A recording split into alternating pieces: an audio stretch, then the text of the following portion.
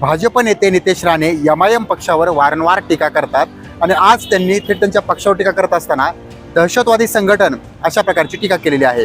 याच्यावर एमआयएमचे प्रदेशाध्यक्ष इम्तियाज जलील यांनी प्रत्युत्तर दिलेलं आहे आणि प्रत्युत्तरामध्ये नितेश राणे यांच्यावर तुम्ही वारंवार का आम्हाला विचारता, तर त्यासोबतच तुम्ही इम्तियाज जलील जे आहेत तुम्ही राणेंना का भाव देता असा सल्ला जो आहे किंवा असा सवाल जो आहे त्या ठिकाणी विचारलेला आहे। छत्रपती संभाजीनगरमध्ये एमआयएमचे सर्वाधिक जास्त नगरसेवक आहेत आणि त्यांचे प्रदेशाध्यक्ष देखील आहेत। त्यांचा जनता दरबार भरलेला होता आणि त्यावेळेस त्यांनी हे सांगितलंय की याला तुम्ही म्हणताय की दहशतवादी पक्ष, तर मग दुसरीकडे एवढे लोक निवडून येतात कसे आणि ते नंतर अधिवेशनामध्ये जातात कसे? म्हणजे जनतेचा विश्वास आहे, जनते विश्वासानं कुठंतरी यांना मतं देतील आणि त्यानंतर हे निवडून येतात। मात्र हे नेते जाणीवपूर्वक टीका करतात आणि कुठेतरी राजकीय वातावरण आणि धर्माधर्मामध्ये ते निर्माण करण्याचं काम करतात।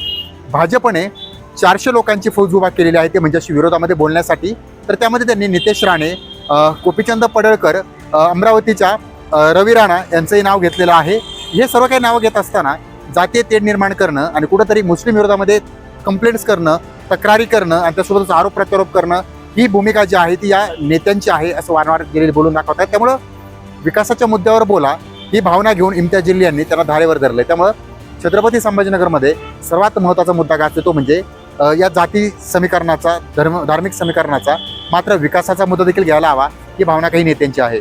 सचिन बडे, लोकशाही मराठी, छत्रपती संभाजीनगर।